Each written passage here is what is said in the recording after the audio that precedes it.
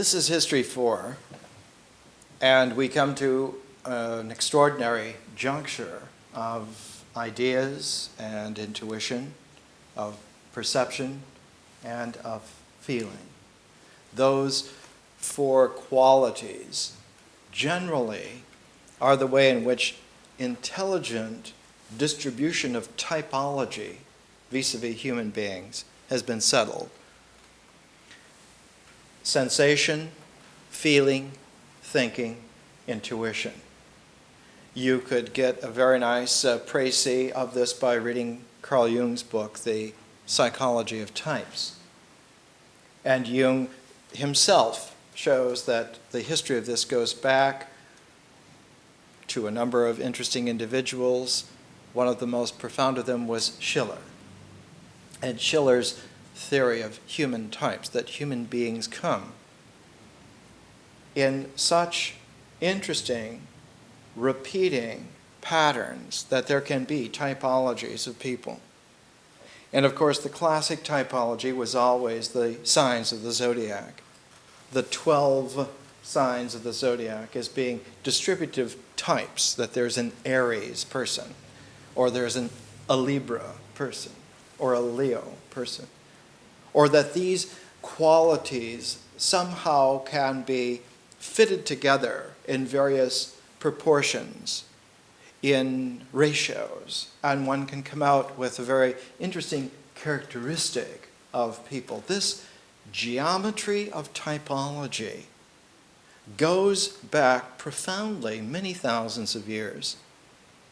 The origins of it lie at the very foundations of civilization, that the heavenly patterns of stars have an influence upon the qualities which life has. That our earth is the focus, the center of a zodiac, or that in terms of Schiller and Jung, our personality is a focus of functions of our being. The sensation, the feeling, the thinking, the intuitive functions. Those four functions are functions of a dynamic psyche, while the zodiacal distribution are functions of a divine psyche. This movement from a celestial typology to a psychological typology is part of the growth and transformation in history that has happened over several thousand years. What is interesting for us here at History 4 is to recognize a very fundamental truth which can be backed up in terms of mathematics. You can transform objectivities individually. The alchemist takes his lead and turns that into gold. Or the alchemist takes the lead in himself and turns that into the gold in himself. Transformations of individuals can be done with objectivity. But transformations of processes can only be done by sets. So that you must learn set transformation in order to master processes. It means that there has to be a recognition of a distinctiveness of application in terms of individuals or in terms of processes. Or to put it in our language typology, objective phases can have transformation based upon unities, based upon singularities, based upon individualities. But the phases of processes require sets, they require sequences, they require vectors in order to deal with transformations. So that if you look to transform a process phase, you cannot do it yourself, nor could anyone in this universe do it on the basis of a unity, on the basis of a singularity. So that if you have a built-in prejudice, which the Western mind has had now for some couple hundred years, the prejudice that one has to find integration, and when you find integration and you have integrated, then you apply that integration and you get the desired effect. The integration to unity has effect only on those objective phases. It has no appreciable effect, other than muddying the waters, on the process phases. So that integration is of profound interest when you're dealing with ritual, or you're dealing with symbol, or you're dealing with art, and as we will see, if you're dealing with science. But it's a positive detriment if you insist upon integration to the point of objective unity and try to apply that to nature. It doesn't work. It's like the search for the ultimate building block of nature. When we identify the ultimate building block of nature, we will then be able to analyze her. And so we look for that fundamental building block, that singular, unitary, individual item or atom, and it cannot be found. It cannot be found because it is hidden. It cannot be found because it does not occur in the application. The ultimate building block, either the molecule or the atom or the quark, whatever kind of particularity, make up a Joycean word here, whatever speck can be identified objectively works in terms of existence, works in terms of the body, works in terms of ritual, but is not applicable to nature.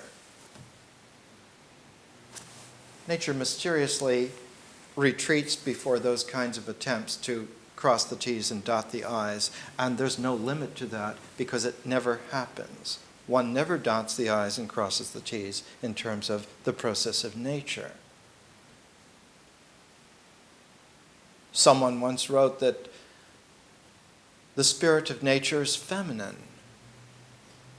And when she is seized upon in this way, she lifts her skirts and she hies away to, that's a Scottish word, it means runs away, to somewhere else. She flees from you. She will not participate with you. But not only is this true of nature, it is also true of all the other processes. It's true of vision. You cannot atomize in and apply to vision. Like nature, it just simply retreats. Now, nature and vision are fairly simple to understand that you cannot do this. But it becomes a very pernicious problem when you realize that you cannot do this in terms of the other two processes also, which are myth and history. You cannot identify a particulate structure in myth, in language, in feeling, and expect to have it apply. Myth, like nature or like vision, is a process and transforms only by sets, not by individuality. So it's changing. Its changeableness are all functions of its kind of fluidity. Its structure is not in terms of particles, but always in terms of waves. And the waves are always in terms of sets, so that one talks about vibration. There was a Swiss genius early in the 20th century named Hans Jenny, who used to take particles of very fine sand, and he would put them on a surface that was like a drum skin, and then he would apply a sound, and the sound waves would arrange the little bits of dust into patterns, and they turned out to be universal yantras, mandalas of sound. And one could see that the various sounds and various pitches made different patterns, so that the particulate quality, the particle quality, is always influenced by the underlying process, so that the particular objectivity of existence is always influenced by nature. The particular objectivity of symbols is always influenced by language, and the particular objectivity of persons is always influenced by the process of vision.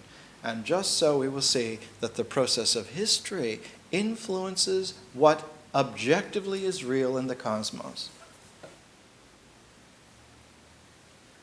To put it in blunt apocalyptic language, heaven is dependent upon history.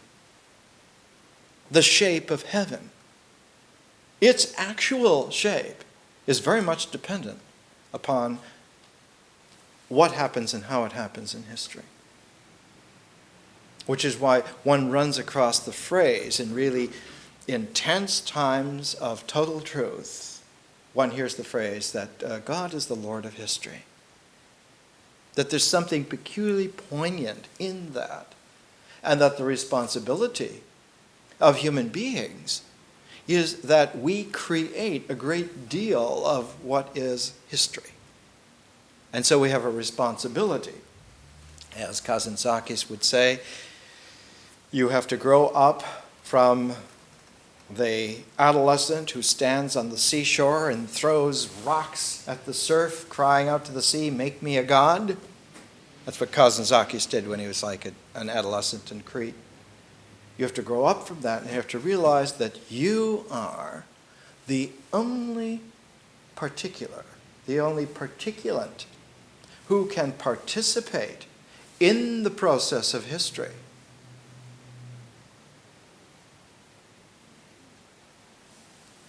The rocks cannot do it. The minerals cannot do it. The plants cannot do it. The animals cannot do it. And most human beings cannot do it.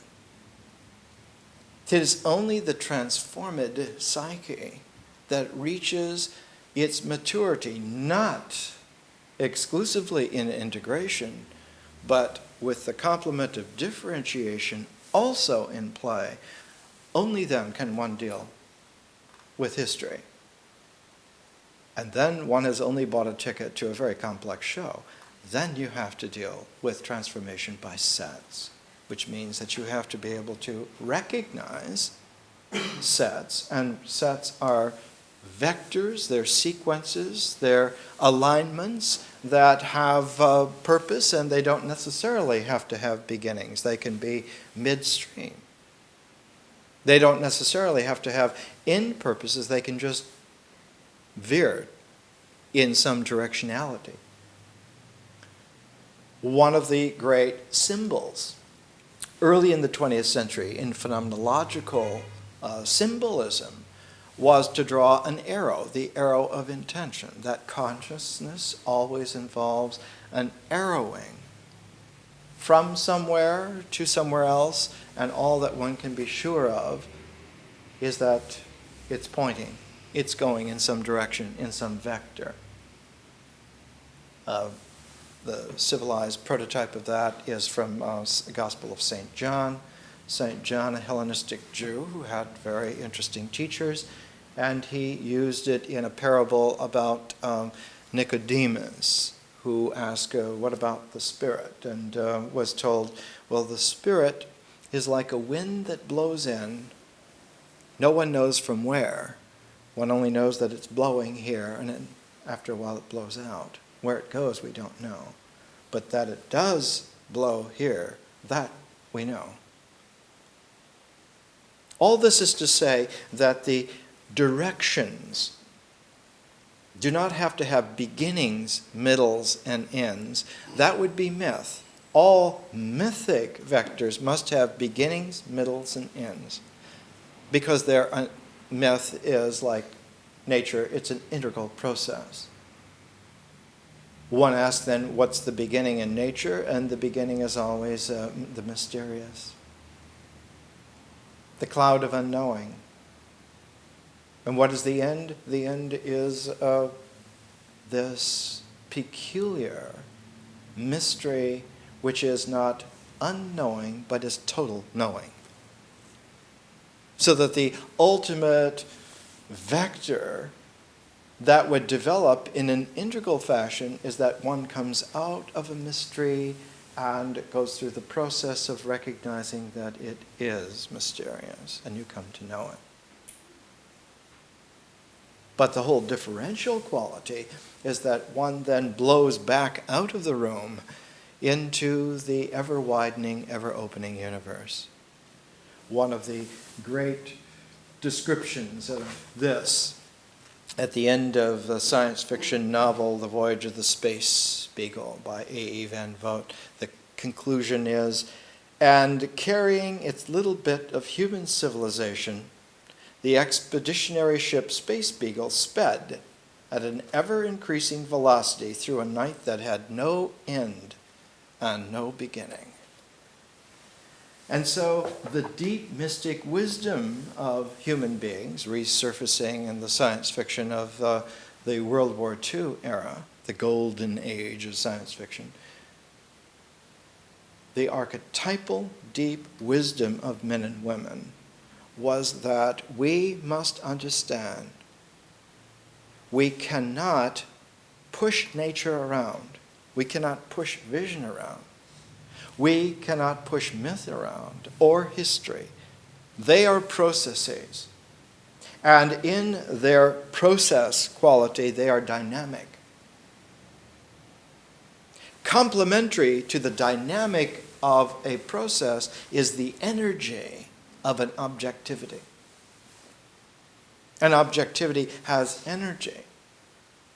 And it's a difficulty because of the mulching, of the undisciplined blending, not to make the distinction enough so that one can understand that when you're dealing with energy, you're dealing with a presencing.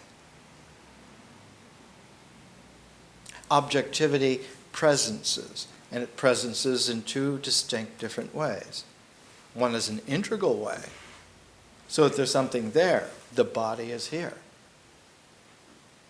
One of the great early problems of the theory of evolution was to explain, and Darwin was extraordinarily honest in it, and it wasn't recognized for about 2 generations.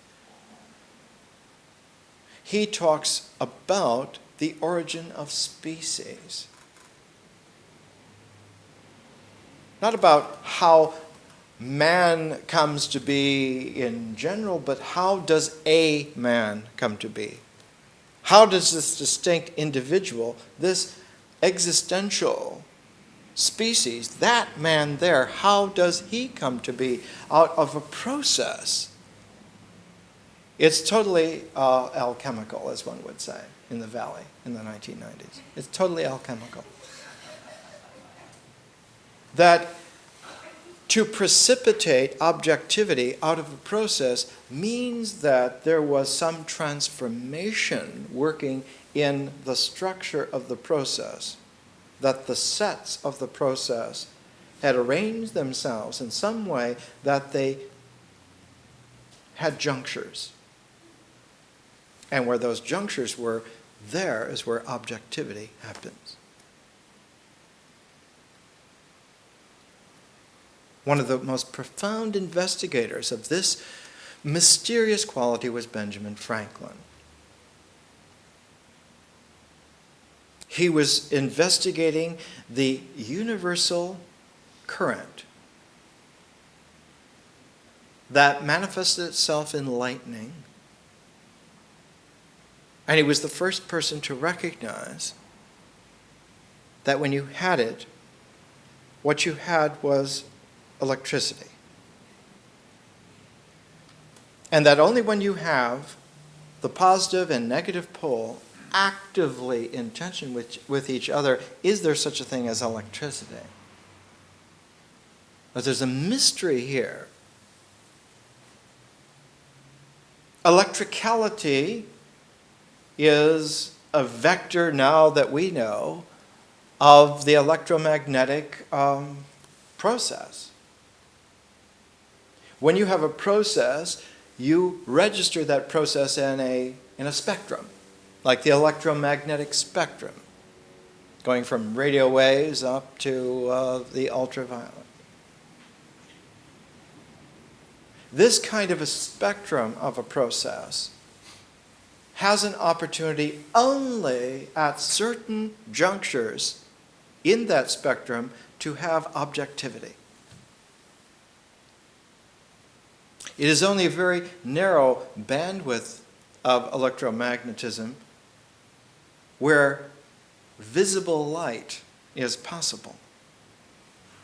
And it's only at exactly certain frequencies that one has so many 10,000ths of an angstrom will give you orange light. If it's changed so many 10,000ths of an angstrom is a measurement so small that human hairs are huge compared to it. If you change it just several 10,000ths of an angstrom, it will not be orange light, it will be green light. That the color is a physiological registering of a frequency which is exact. One can tune it in. Like a radio station, if you don't tune it in, it becomes blurred. So there's such a thing as getting the radio station. There's such a thing as pure orange light. There's such a thing as pure blue. There's such a thing as pure red. It's measurable. Why is it measurable? Because the existence is objective to the nth degree. It's one of the conundrums of reality that mysteries are really mysterious and objectivities are really objective. They actually occur with exactness.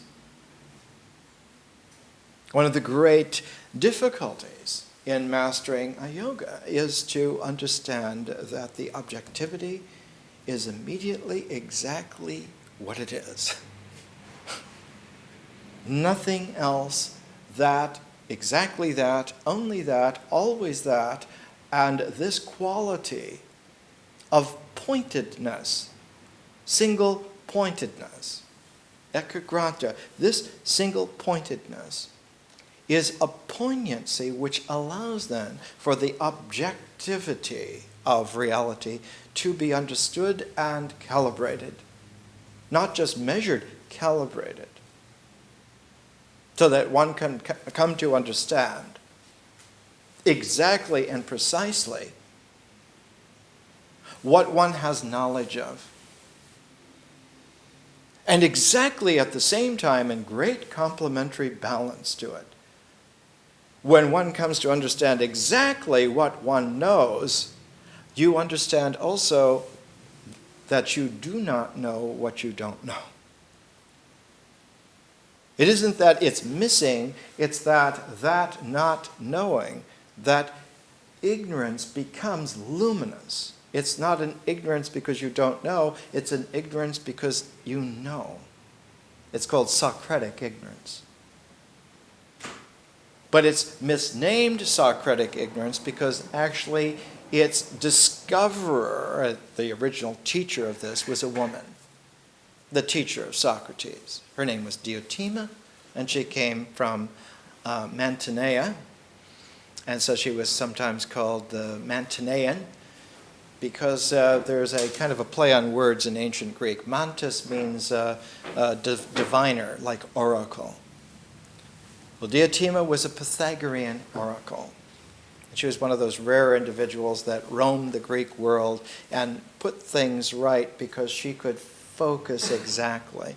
She was like a roving Delphic oracle only instead of the Delphic oracle, which was always a young girl who was positioned someplace, she was differential. She was able to go wherever she needed to go. And she's the one that taught Socrates. He says so in Plato's Symposium. He gives this very interesting kind of dialogue that he had with Diotima. It's very difficult for us to appreciate. It's very difficult for anybody at the time. Socrates, in the midst of this conversation on love and trying to understand anything, says, but there's an account of love, which I heard from a woman called Diotima, who came from Mantinea and was an expert in love, as well as in a large number of other areas too. Well, she was a universal Pythagorean sage. For instance, on one occasion, when the Athenians performed their sacrificial rites to ward off the plague, she delayed the onset of the disease for 10 years. The account of that is in Thucydides, the Peloponnesian War. We'll come to that in a minute. She also taught me the ways of love. And I'll try to repeat for you what she told me. I'll base myself on the conclusions which Agathon, a Greek tragedian who's at this dinner, the symposium is a dinner where they're discussing things, and very interesting population of people. Agathon is there, Aristophanes, the great comedian, is there, Socrates is there, a number of distinguished people of the time, and as we will see, as soon as Socrates ends Diotima's teaching, in comes the most peculiar figure in the whole of Thucydides' history of the Peloponnesian War, someone that Thucydides singled out as interesting to show how the process of history transforms in terms of the individuals who participate radically in the arrangement of the sets. And if the individuals are not really together, then the sets transform in very strange and detrimental ways. In other words, what becomes chaotic in history is not because there are evil geniuses out there pulling puppet strings from alien perspectives, but because someone very powerful has gotten it wrong.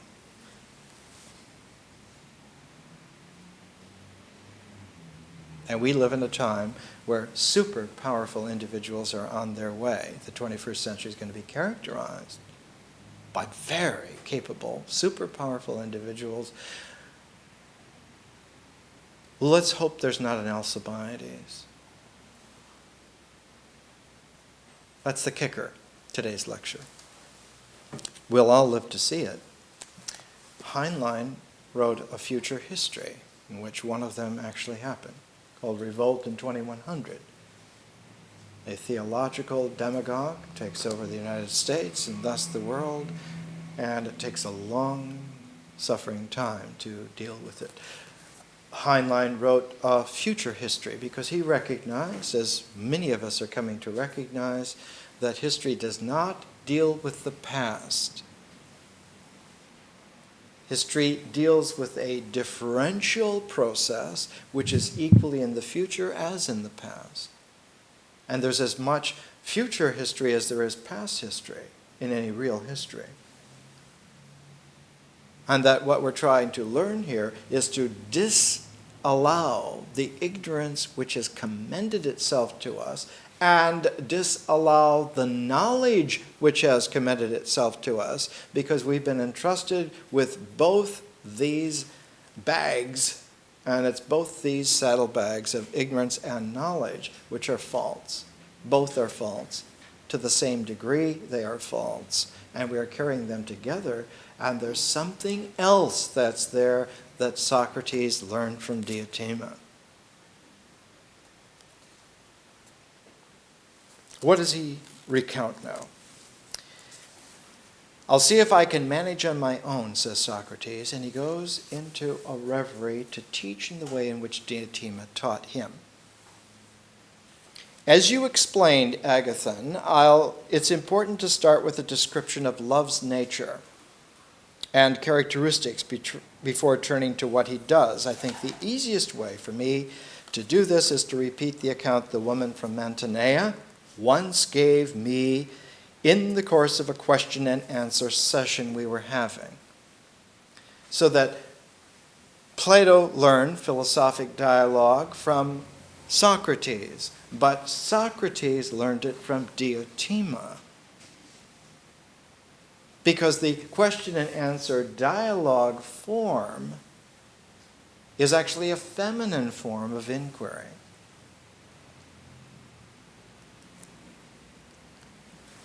I had been saying to her in my own words almost exactly what Agathon just now was saying to me. That love is an important god and must be accounted attractive.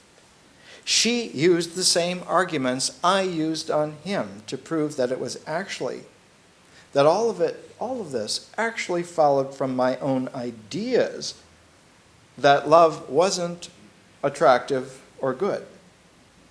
What? I exclaimed. Do you mean to tell me, Diotima, that love is repulsive and bad? That it isn't attractive and good? That it's repulsive and bad?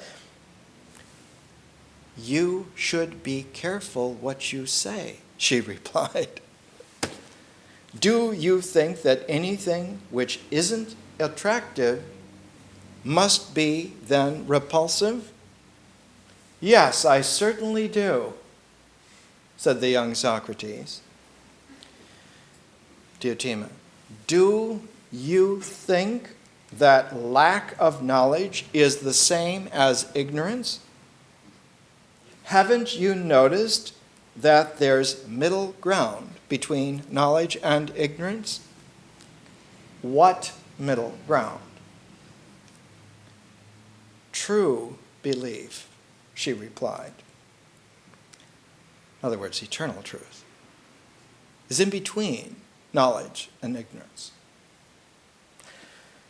Don't you realize that as long as it isn't supported by a justification, true belief isn't knowledge, because you must be able to explain what you know, but isn't ignorance either, because ignorance can't have any involvement with the truth of things. In fact, of course, true belief is what I said it was, an intermediate area between knowledge and ignorance. So that a third quality enters in. Now, when you're dealing with threes, you're always dealing then with centers. When you're dealing with twos, you're dealing with the polarities of beginning and end, positive and negative.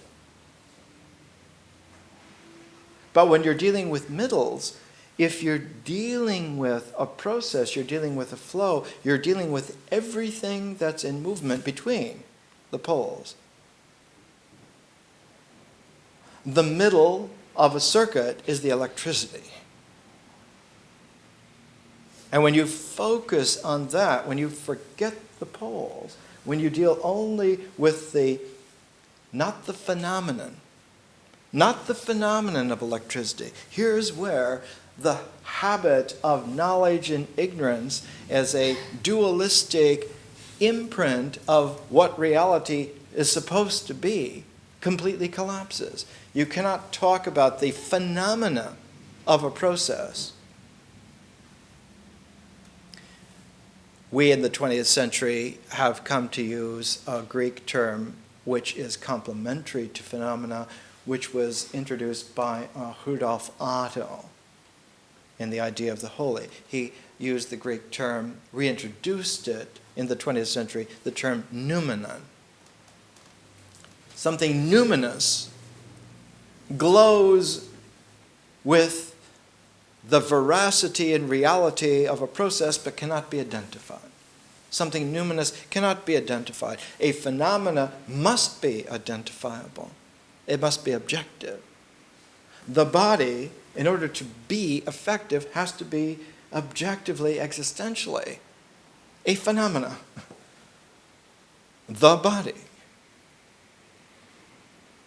But language or nature or vision or history are all numinous. They not only resist being designated as phenomena, they absolutely don't respond to it at all. And so one becomes super agitated, completely willful, when one tries to stamp onto a process a numinous set of doctrinal rules. It will be this way. Well, it won't. You want to stop up the flow of a mighty river like the Colorado and build a Hoover Dam? Well, the river stops here. Well, yes, but there's such a thing as earthquakes. There's such a thing as the change of magnetic poles. I mean, the whole continent might flip. What's going to happen to your Hoover Dam? You think it's big. It's nothing. The whole star system might shudder. The whole galaxy might collide with another galaxy. If you want to talk about damming up nature, you have to get megalomaniac to an infinite degree to even get into the game, and then you're not effective at all. The ridiculous Marx Brothers point that I'm making here is that it's an endless tomfoolery to even try this kind of strategy because it doesn't work. What Diotima finally educated Socrates to learn was that knowledge and ignorance always have a complementation in reality, but what holds that complementation is not affected by either. It's not affected by the ignorance or the knowledge. And you have to transform your focus, your attention, from not wanting the ignorance and also from not possessing the knowledge. You have to not go from one to the other or from the other to the one, but one has to strike a balance with both of them so that something else occurs, something else emerges, that your attentiveness goes elsewhere out of the ping pong game of polarities. And as long as you're running towards knowledge or something attractive, desirable, and running away from something unattractive, undesirable, ignorance, you're caught in this kind of fleeting shadow play of which there is no wisdom. And Diotima taught philosophy, that love of wisdom, love of the transcendent third, love of seeing that phenomena and noumena play cooperatively, mutually, in a shared way together in a reality which is beyond phenomenon and beyond noumenon also. That at that order, one then enters into a transformed, not only transformed possibility of one's person, of one's objective person, but one enters for the first time into the player level of being able to participate in processes like nature. How does the classic alchemist change lead from gold? By being so much an integral part of nature. Because when the individual becomes transformed, that transformed individual can participate in a process and help creatively align the vectors, align the sequences. And when those sets are made, and those sets transform because the transformed individual is a part of them, then they change. Then nature makes gold. It's just that you can't make gold out of lead in a medieval alchemical laboratory, no matter how beautifully drawn the engravings are from how rare books. But in modern nuclear reactors like the CERN, cyclotron, one can make gold anytime that you raise the energy high enough and just make the atomic structure of whatever material you're doing that of gold. But you have to have a transformed differential psyche whose conscious time-space is able to enter into the processes of nature at that kind of level and set up those vectors, those sequences. You have to be able to accelerate particles and energize them to enough intensity, then yes, then you can make gold. It's this kind of quality of depth of understanding that the educational systems that have been in place for the last 300 years are not only ignorant of, but have false knowledge. They're not only stupid, but they're egotistically willful at the same time. There has been no medium ground for quite a long time now. And the history of the last 300 years are attempts of men and women to try somehow to bring back into play ancient wisdom. Why it was discredited is another story. It's a long, sad tale to be told by firelight. Nevertheless, it happened. The warfare between science and religion is a product of a split. A split not in the psyche between something, but a fracture exactly where there would be a mutuality of realization. Exactly there's the split between knowledge and ignorance, maintained willfully, that somehow that's all the possibilities there are. That in itself is a form of schizophrenia. And that civilizations have schizophrenia is not to be wondered at all.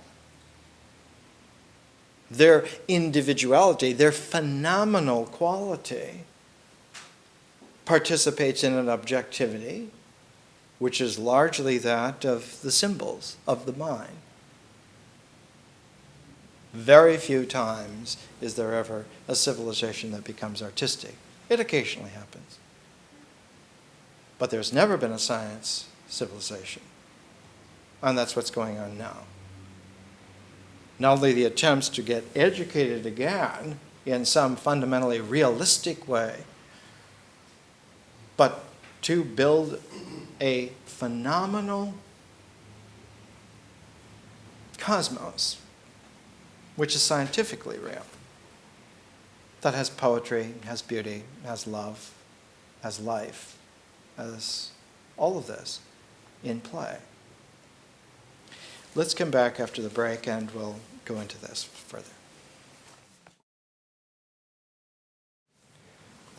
Let's come back and refocus ourselves. Notice that the education is a constant interplay between focusing intensely and then allowing the focus to recede. So this kind of a pattern is a nurturing pattern. It's a life-giving pattern. It's like there's a day where one focuses one's attention, then there's a night where you leave it unfocused. It's important to see that both these qualities together give us a superior mode of apperception. To constantly base oneself on perception alone leads to a flattened conception. There needs to be a contextual awareness that goes along with perception. So much so that when sight was first developing color, about 70 million years ago, was the first time that color-sensitive sight was being developed, largely in the primates, the great apes, who were needing in a forest canopy environment to see which fruits were ripe and which were not. And so this quality of seeing, one objectifies, one focuses one's vision in color, stereoptic color focus, in order to see, but there is this penumbra of awareness around that even the early apes had, that one knows it's not just the fruit, but one is keeping one's balance, and you're in the canopy of trees, and so the context is always there in terms of awareness. Perception has this built in. The identification of form by Gestalt is well known. There's a book on perception in art by Rudolf Arnheim, has a famous illustration in it where there's this curve, there's a couple of sharp angles, there's a couple of straight lines arranged in pairs of threes, and then there's a large curve, and one sees a cat. One sees a cat from the indications.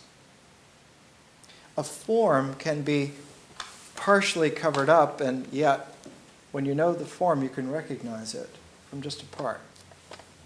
This is true even 70 million years ago, and we're very sophisticated beyond this. But a kind of ignorance, a regressive forgetting, comes into play in exactly the way in which the mind, in which symbols do not mature out of language in a very wholesome way. And this problem becomes exacerbated when it comes to dealing with history. The problems of myth are of such a nature, the process of myth is a complement to the process of history. So much are they a complement that the more that one comes into the play, the more the other seems to recede into what we could call subconsciousness or inattention.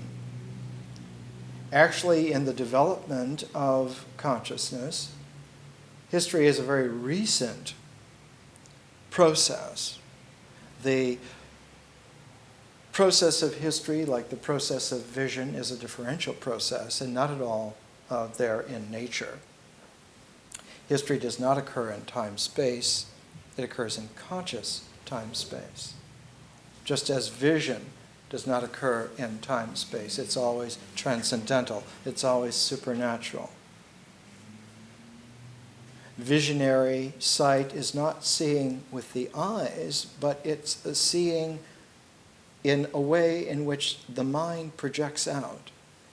It's a visionary seeing. And this visionary seeing is a complement to, and in some ways, it's the inside out of perceptual vision. When you look to see what's what in this world, you look to focus and to see the phenomena. And you see it stereoptically focused in color, and that's how we survive. But to transpose that perceptual mode into the interiorization does a lot of damage. The inner seeing, if you take a focus away, you come to the belief that somehow you're going to focus on an internal image, and that image then is in some way referentially related to the phenomenon outside. One says, well, I have an image of a tree, or the classic philosophic image is the image of a kitchen chair. This is from Immanuel Kant. I have an image of a kitchen chair in my mind, and the question is that image real? I have an image of a unicorn in my mind. Is that unicorn real?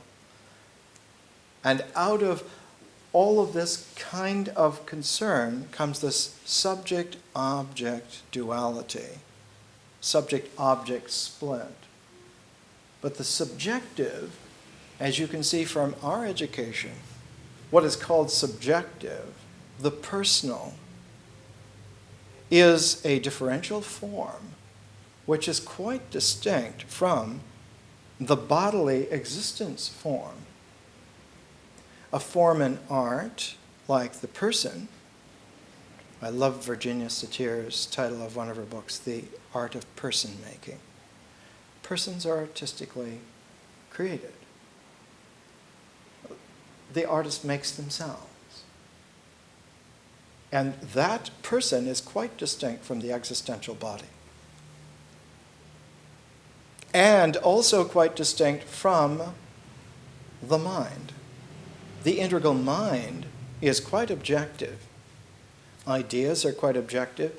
Images in the mind, in an integral sense, are quite real. And in this way, we can say, yes, I have a very clear image in my mind.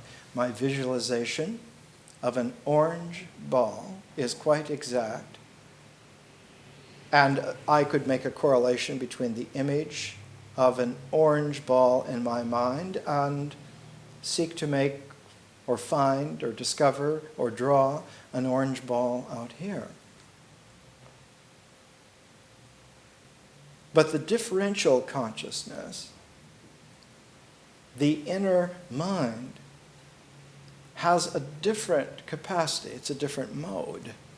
It's not at all the transposition of external seeing to an internal seeing. There is a limitation on internal seeing because one can condense more and more. One can index a whole image base into some kind of a symbol, internalize that symbol. There is no correlation in the phenomenal world to that symbol whatsoever. I have a very clear symbol in my mind now of a Tai Chi, the Tai Chi Chuan. Where is the thing in the world that corresponds to that? One can say, well, that's a process. Yes, you can have a symbol of a process, just as you can have symbols of objective phases. I could objectify the whole visual gestalt of night as a star, and I could make a symbol of a star in my mind. I could make a particular kind of a star. I could make a hermetic star with lines. I could make a 5-pointed or 6-pointed or 7-pointed star. I could have what is called a star or shield of David. I could have many symbols in my mind. They do not correspond to anything that is phenomenal and physiological, identifiable like that. So one begins to run into a referent problem. But you can also interiorize deeper than the level of symbolization. A symbol can be carried so deeply and condensed so much that one does not have an image. One does not have a symbol. But there is still the objective, the symbolically phenomenal objective sense of centering. I would like to center myself in this room in some kind of a meditation or some kind of a prayer, some kind of a contemplative focus. And with enough practice, one can learn to do that. If I now focus myself in this room interiorly, I do not have an image of it. I do not have a symbol of it. Nevertheless, it is mentally quite objective. Where is the referent for that? And of course, the old saying of this was the saying beautifully put for us in the book of Exodus. Moses comes down and sees that Aaron has made everybody melt down their gold and made a nice little golden calf. And Moses gets angry. He's justifiably angry. To have some kind of an exterior image of a focus of the divine, of God, is a complete misunderstanding, total misunderstanding.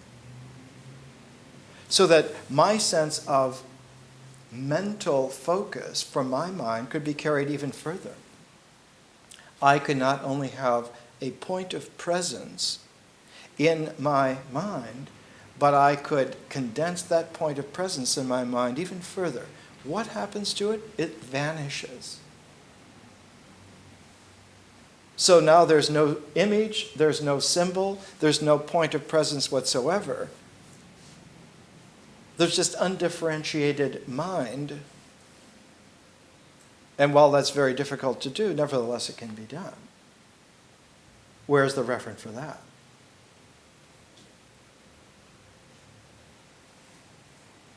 This kind of integral process has an end. It has an end right there, exactly there, where there is no image, no symbol, and no point of presence. One will say at that particular moment that one has gone beyond nature. One has gone as far as nature can go, that the ocean of nature, with all of its reach, has at last sent its last wave, which is crested, and there on that beach is as far as nature can possibly reach, that the integral process has gone as far as it can reach. And yet the occurrence of our reality extends beyond that. If one is sophomoric and limited to the body in terms of recognition, one says, well, this is an out-of-the-body experience. Well, it's not only out of the body, it's completely out of the mind also. Where are you? You are not in a where. The geometry of time-space is irrelevant. It's extraneous. So that all of the experience of the geometry of time-space in a natural integrative application finds itself exhausted at this threshold, and it means that reality is much more than that. That everything that was natural, time, space, is a special case of reality and not the whole of it at all. And human beings, men and women, for a very, very, very long time, several 100,000 years, have understood that out of the reach of the last wave of integration, there is a whole different way in which reality presents itself. Instead of presenting itself as a referent to phenomena, it presents itself as possibilities of exploration. And about 200 years ago, the word which was used for this, which has become misused since then through shoddy education, is irrational. One enters in not to the natural world, but to the rational world. Not to be confused with the mind. The rational world is not in the mind. Rational means ratioable.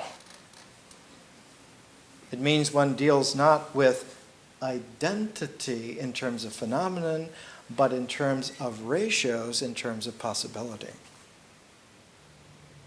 And the criteria now for reality is differential possibility and not at all integrated, identified phenomenality. So now language becomes magical. Instead of having a mythic quality of having a referent back to phenomenon, back to the things, language now has an open possibility where its referentiality is yet to be discovered. Words do not mean what is circumscribed by the boundary, but words now have a possibility of developing meaning out of boundlessness. This is a whole different language. Not just a different language, a completely different form of language. This is a language now which is responsive not to things, but eventually responsive to the storyteller. And so the grammar, the rhetorical structures of a magic language, of a conscious language, are those of poetry, are those of fairy tales, not those of myth, not those of description.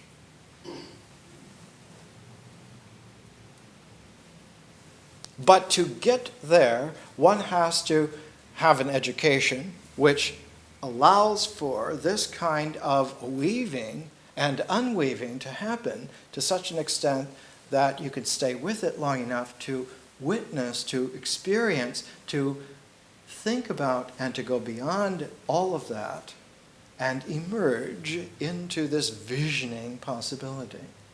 But that visioning process is just the beginning.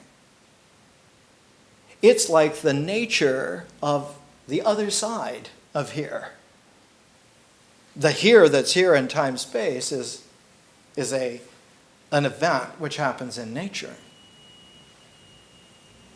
But if one focuses not on the event that's here naturally, but let's say on the education that's happening at this moment, the language that's being used here is not at all a phenomenal language. It does not have an referential quality at all. Which, if that is all that you are used to in your life, it's very disturbing now to hear someone talk this way. Because I'm not only not dotting the I's and crossing the T's, I'm not even making the letters. Is this on purpose obfuscation? To some extent. But it's not obfuscation, it's to keep your sense of possibility open so that you don't fall into the habitual hearing of referential language and try to imagine pictures of the things in your mind, which is about first grade level. That you keep an open mind so that the possibilities of creative exploration are viable.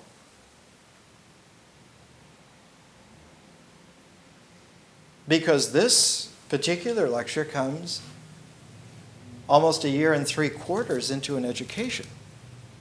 That is all of one piece. It's just that now we're operating in a realm which is so rarefied in terms of the tribe that the tribes never imagined that it could possibly be real. It's the realms of the spirits. And so we're living in the realms of the spirit.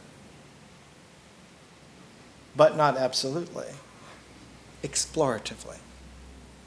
And so a defining language at this point would be a lying. And yet you find again and again, you can consult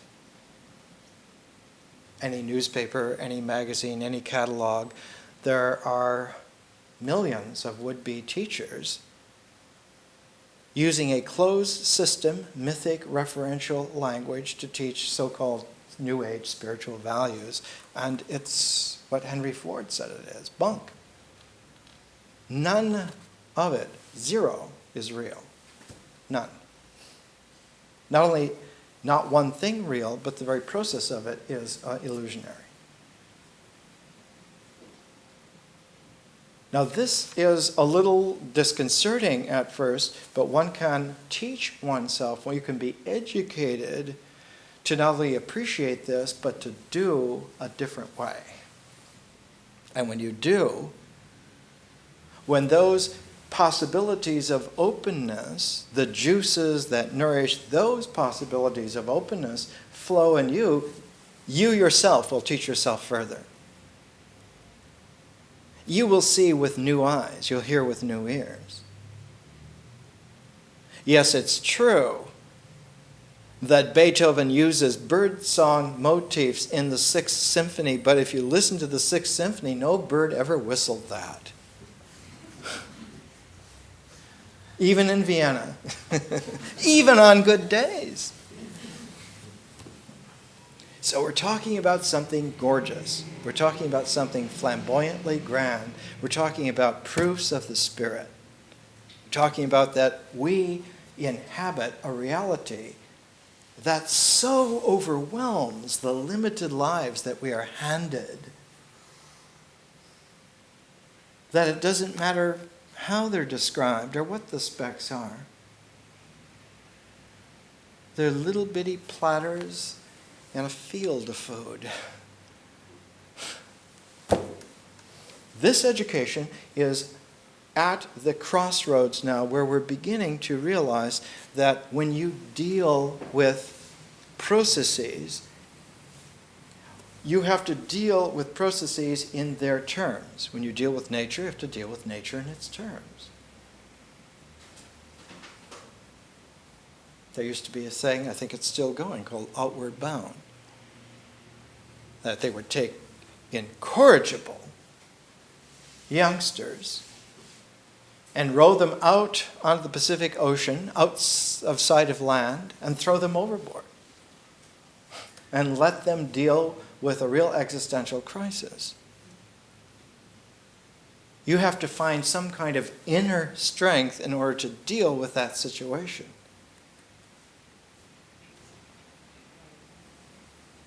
And it isn't just a matter of physiologically hoping you're going to survive to swim back to shore. You have to find some humane way to get them to row the boat back that you're worth picking up, and you have to establish a relationship. You can't be willfully egotistical because the Pacific Ocean is rather large. It's very formidable. And you get it right away that, well, now maybe human life with cooperation has a purpose. Maybe it's a good thing to be nice and to interchange, and relationality, rationality becomes something that is operative. This differential consciousness takes into consideration that you have both a dynamic and an energeia. It's both a quality which presences in objective and also has a dynamic in its own presence. The terms in the 20th century that have largely been singled out for this objectivity is very often called pragmatic, and the process flow is called pneumatic, spiritual. Pneumatic and pragmatic. Notice here that the objectivity, pragmatos in Greek means action. So right away there's a difficulty because you think, well, because it's an action, it must be that must be the process. That ritual is a doing, right? So it must be a process. No, it's simplistic. It's the ritual action that defines the objectivity. What you do is the most accurate boundary of what you are. In existence.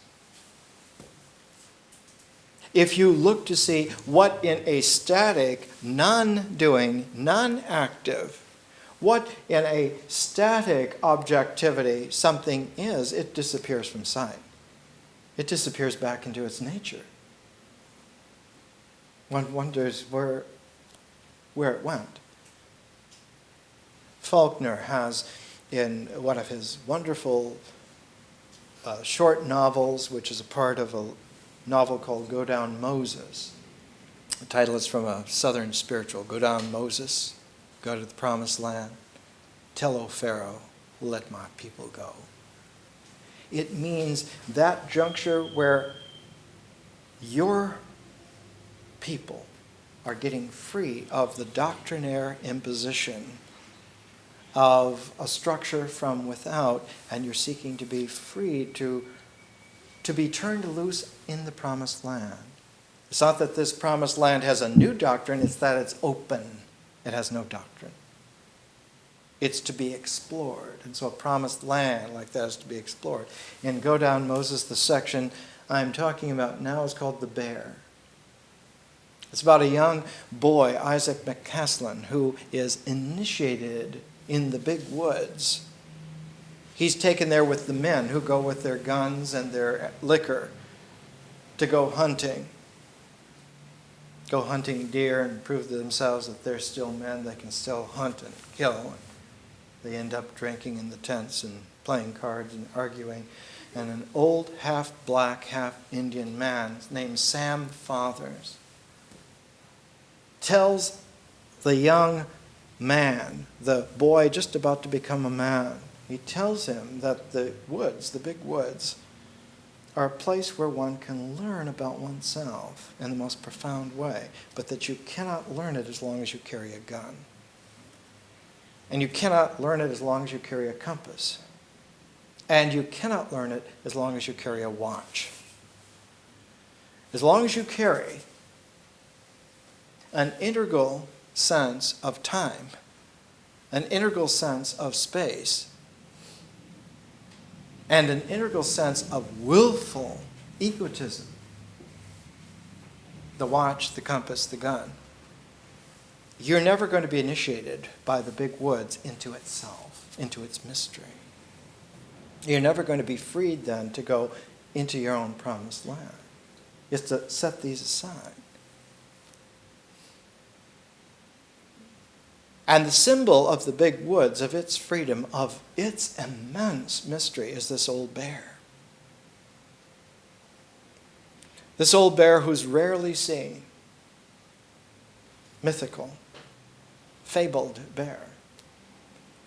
And yet the young Isaac McCaslin, when he sets, leans the gun against a tree, he drapes his compass from the barrel of the gun and he leaves the watch on a log and he goes out into the big woods, open, naked, free. He has let go of all those coordinates, all those Cartesian geometries that make one secure. Is the first time he notices a footprint, this kind of misshapen, gnarled footprint that the old bear is said to leave. And so he follows these footprints until he sees that some of the footprints are filling up with water from the damp floor of the big woods, and that the footprints must be very recent because they haven't yet filled up with water. And then he looks up, and in the sun-dappled phantasmagoria of the open woods, no longer identified, there's the old bear watching him. Whatever you're looking for is looking for you. And that moment of finding is not finding it, but of mutual discovery. Discovery. And the old bear looks at him and turns without any effort whatsoever and fades back into the forest. And Isaac McCaslin has this mystical moment that the bear has made him a part of the forest. He doesn't need to kill. He doesn't need to coordinate where he is. He doesn't care what time it is. And he also discovers that he has a stronger tie with the woods, with the bear, than he does with the men drinking back in camp. At Sam Fathers, what he told him is that man is a part of the way things are, a part of the pragmatos that comes out of nature, that he is quite extant in existence, and that is a key that opens up the whole mystery of nature to him, that he can participate in that nature, but it also opens up on the other side the whole mystery of language. And the way Faulkner writes it, he uses that kind of fairy tale language, the magic language, that you didn't notice at first, you thought was very difficult writing, because he's like, wow, this stream of consciousness, Southern American writer who thinks he's like a Mississippi Proust, and what kind of language is this? All of a sudden at that point, if you're with him, the language begins to fan out its wings and fly. Because the page-long sentences are a differential flow of scintillating jewel-like possibility. That he's not interested in saying short sentences which little agency readers can identify as that's the way people talk. Is it?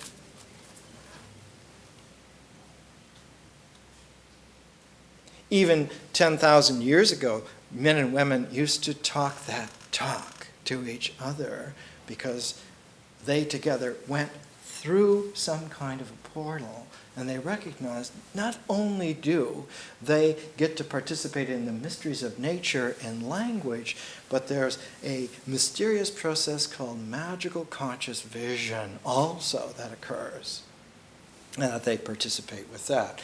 And not in a way of fitting in integrally, but in a way of fitting in increasingly with openness. And on the far side of spiritual personhood, there's a fourth process called history, which is completely wild, totally wild. One thought nature was wild, or language was wild, or vision, but history is really wild. It's like exponentially more open than vision. And it's this kind of equality which challenges. And in our particular situation, it's a challenge that's unmet, because in order to meet it, there has to be a response that shares with it. If you try to club something like that, you're just swinging through midair. Your arms aren't even long enough to reach 6 feet, much less 1 billion light years. Why is the dimension of history that large? Because it doesn't just deal with the past, which we now know as millions of years. Because history has enlarged itself in the 20th century. Early in the 20th century, the 1920s, 1926, the Scopes trial for teaching evolution in Tennessee became a wonderful play, Inherit the Wind. William Jennings Bryan defended the whole notion that the Bible says that God created the universe, and we figured out, because some Irish bishop named Usher figured out by the chronologies, that it happened in 4004 BC. So all of time is 6,000 years old. And so man is quite obviously no more than 6,000 years old tops.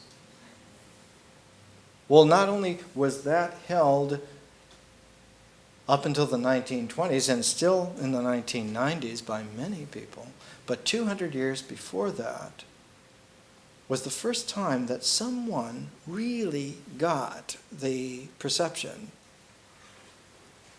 that the scale of time was much larger than anyone had realized, and that person was Benjamin Franklin. Franklin put together the fact that there were layers of geology that had marine fossils in them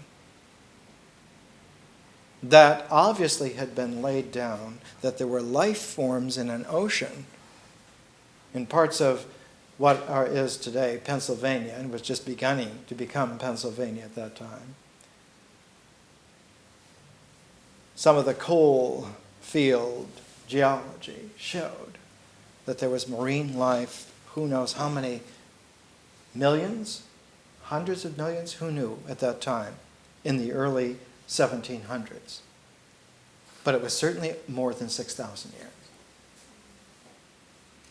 Someone like a Benjamin Franklin becomes an interesting case in point of someone who takes a personal transformation and then puts his personal transformed self into a historical process so that the vectors and sets that make up history now have a transformed individual as a part of their vectoring, and it turns out that someone like that has a magical effect, or we would say today has a conscious effect.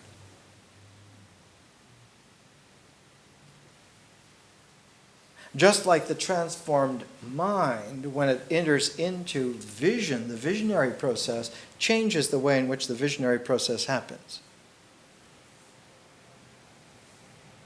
An integrated mind absorbed into a visionary process is able to precipitate out as a person, as a differential person. That differential person entering into a historical process is able to produce a real objective cosmos. That's what is called the great work. That's really difficult, yet it can be done. The case of Benjamin Franklin is taking a transformed individual and putting himself into a historical process, and out of this comes a number of developments. One of them is the American Revolution, another is the French Revolution, the third is the Scientific Revolution. There are a number of changes that happen. And out of this comes realization that a transformed, conscious person who puts themselves into a historical process is able to carry that transformed quality. It's like they become a wild card and the game is different. The game now is not just played with the deck as dealt, but there are wild cards in the deck. You have to play it completely different. And that reality is very sharp card player. As soon as there's anything extra in the deck, it's used. That we know. That the divine is not at all against using all of the elements that count. Anything that's realistically there, you're in the game. This is what happens. Now, Franklin learned this because he was able to read classical history. In fact, he read two classical historians, one of which we're reading now and one which we're going to be reading for the next month. He read Thucydides, the Greek historian, and he read Tacitus, the Roman historian who we're going to read next. Thucydides identified, increasingly as he wrote his history, that individuals not only count. It's not just that great individuals make history, but they change the way in which history happens. And the history of the Peloponnesian War is a case in point of the unfolding. While he's writing it over a period of many, many years, Thucydides self-discovers the possibility of individual transformation of historical processes, so that the history ends as we have it. He died, and so he wasn't able to finish it. It ends with his great arch-protagonist Alcibiades in the midst of a power play, which was like a triple cross. Alcibiades, who had become the great Athenian con man general, and then had become a traitor and gone over to the Spartan side and become the great Athenian con man general as a Spartan con man general, and then had betrayed them and went over to the Persians. Eventually he was killed by the Persians, who recognized he was a very good con man general and too much of a wild card. Thucydides develops in his history increasingly a respect for, a recognition that a really powerfully integrated mind, which gets its differential form in terms of a viable person, that figure entering into history is able to change the way in which history happens. They don't just make history, but they change the way in which history can happen. They open up its possibilities. And as they discover this, they discover that there are no written limitations whatsoever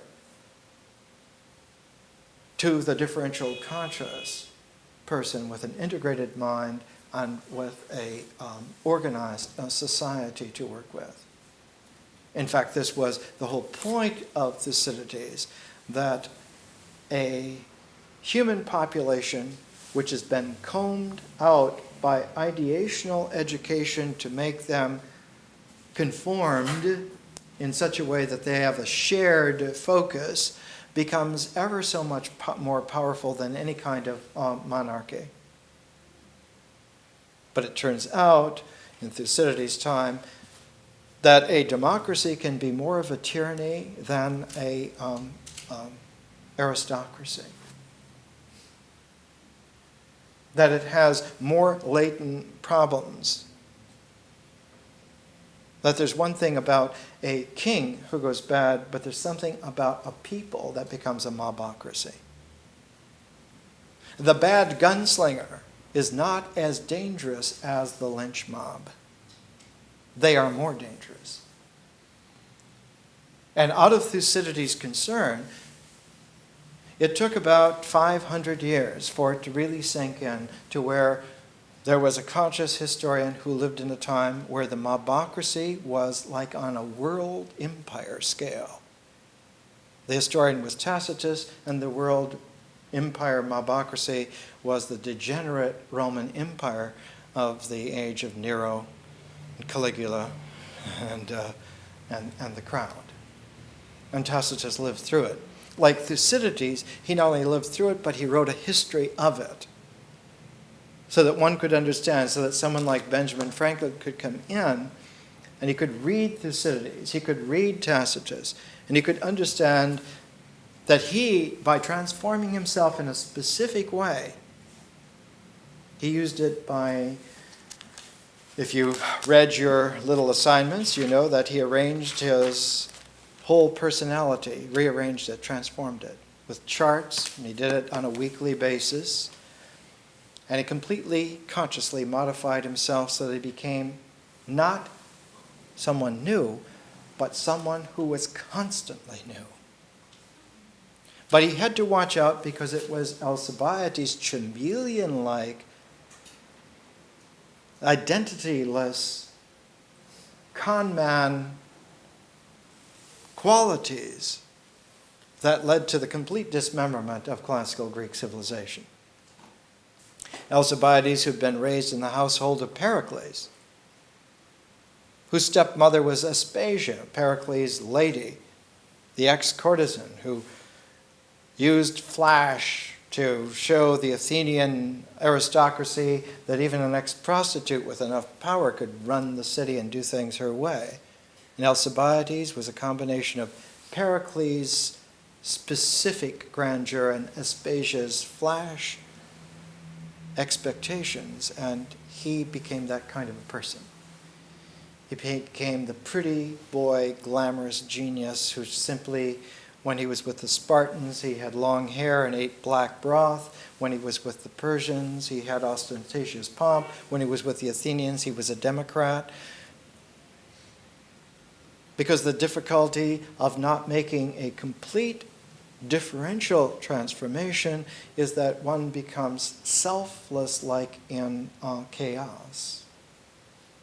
And Alcibiades is a perfect kind of a madness which infests our own time. The world is populated by millions of Alcibiades today. They're everywhere.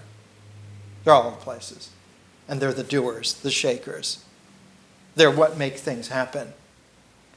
Only nothing's happening. Nothing's doing.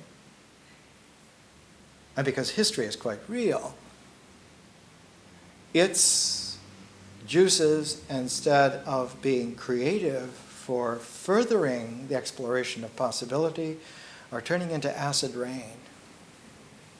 The first thing they dissolve are weak individuals. So, of course, the gut reaction is to become stronger, more together. Got to go to the gym. Got to go to this technique, that technique. History dissolves those kinds of efforts without any problem whatsoever. There's nothing, no protection whatsoever there. Wide open, sitting ducks. So the next level is the mind. So the mind tries to collect itself. And of course, without training, minds do not collect themselves against that kind of regressive tidal wave very easily, because not only do you have history, but you have the flotsam of the whole person structure, which is collapsed. It's like a torrential flood that carries all the shards, the logs of things that have been destroyed, the masonry. And this corrosive quality comes all the way through visionary consciousness into the mind. And the mind, which has never been used to being objective, just doesn't offer any resistance. And so it finally comes back like that to the body. And people are ill. They're allergic to everything. I've got this and that. Well, of course. What are you going to do? You've got a flood of acid rain carrying the debris of several levels of objectivity and all of the muddied waters of phony vision. And it comes all the way through a garbled language, a garbled feeling tone quality, until finally the only honest thing left in reality is the body. That takes it exactly where it's most sensitive. That's how regression goes to where you're weakest. And so we live in a time where existence is simply reeling from what it was never prepared to do. It was prepared to emerge out of the mystery of nature and be. It was prepared to develop the kind of experience that's there in language and feeling and myth and go from there. But it was never meant. It has no chance. The body has no chance against the corrosive debris that a flooding historical process throws. And so, 200 years ago, someone invented a philosophy of history. His name was Voltaire. Voltaire, who was a personal friend of Benjamin Franklin's. Next week, we're going to come back not only to Tacitus, pick up some of Thucydides and show how 500 years later, Tacitus in the Roman Empire sees with renewed clarity what Thucydides was getting at and completes it. But we're going to take a step back from Benjamin Franklin because there were spiritual persons. Many times before, we're going to take a woman who lived a couple hundred years before Benjamin Franklin. We're going to take St. Teresa of Avila. Because St. Teresa of Avila is one of the world's great differential personages. We have to forget that she's a medieval Spanish mystic. She's a phenomenal, noumenal spiritual person who writes her own autobiography in an age where women were largely dismissed. She stood out like a single pinnacle. So we're going to read some of the autobiography, the life written of St. Teresa of Avila herself, where she points out how stupidly willful she was for a long time, expecting that she was going to be okay if she just adopted certain doctrines and just fit in and became a safe recluse, only to discover that there's a lot of exposure and there's no safety whatsoever when you go inside into that interior castle, as she said, and you find that the whole place is haunted. She was so mature that she had the respect of one of the greatest male mystics of all time, St. Juan of the Cross.